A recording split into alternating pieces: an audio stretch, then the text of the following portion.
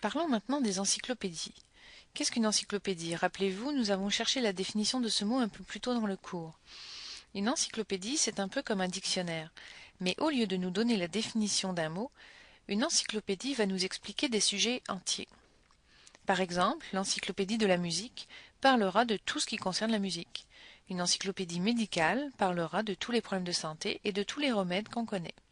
Une encyclopédie de géographie parlera de tous les pays et de leurs caractéristiques physiques.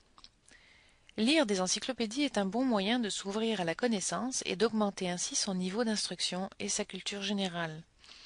Sur Internet, il existe beaucoup d'encyclopédies.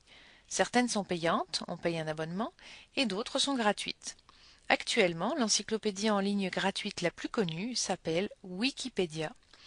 Wikipédia rassemble presque 1 million d'articles en français sur n'importe quel sujet comme l'agriculture, les animaux, les arts et spectacles, les artistes connus et parfois même inconnus, les livres importants, les opéras, l'éducation, l'histoire, etc.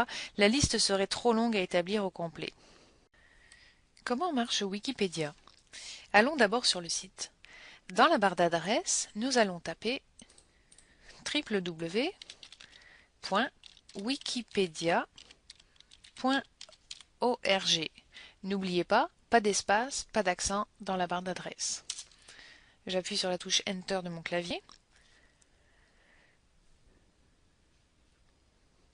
Et nous allons ensuite choisir l'option Français, qui est ici. Dans la barre de recherche, qui se situe sur la gauche, ici, nous allons tout simplement taper le sujet de notre recherche. Et voici rapidement une démonstration de la variété de Wikipédia. Vous voulez une biographie de Louis de Funès? Je tape Louis de Funès et je tape sur la touche Entrée. Et voilà immédiatement un article très complet sur Louis de Funès. Vous voulez des informations sur le film Bon Cop, Bad Cop?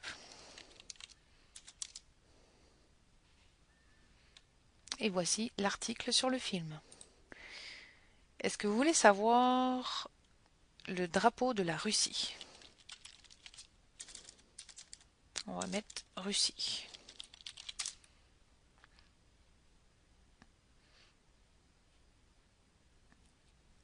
Voici l'article sur le pays de la Russie. Et ici, vous avez le drapeau de la Russie. Clint Eastwood.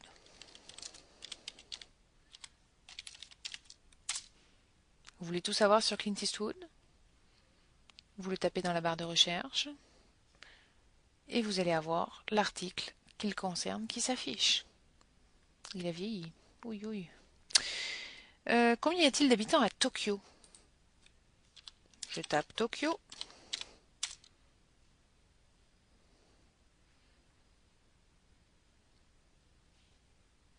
J'arrive ici sur la page qui concerne Tokyo et ici je vois par exemple que la population de Tokyo est de 12 907 189 habitants.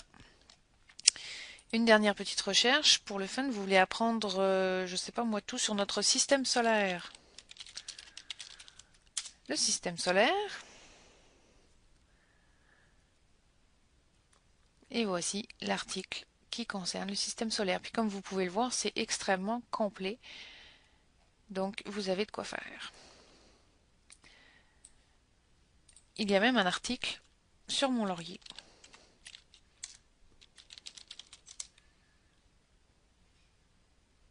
Et voilà.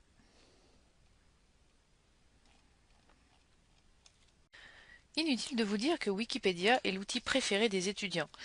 Votre professeur vous demande de faire une recherche sur un sujet quelconque, il y a 9 chances sur 10 pour que Wikipédia ait déjà fait tout le travail pour vous. Mais attention, Wikipédia n'est pas la Bible. Ceux qui écrivent des articles sur Wikipédia sont des gens comme vous et moi, et tout le monde peut faire des erreurs. Ne dites pas « je l'ai trouvé sur Wikipédia alors c'est forcément vrai ». Il est important de valider les informations grâce à d'autres sites ou d'autres sources.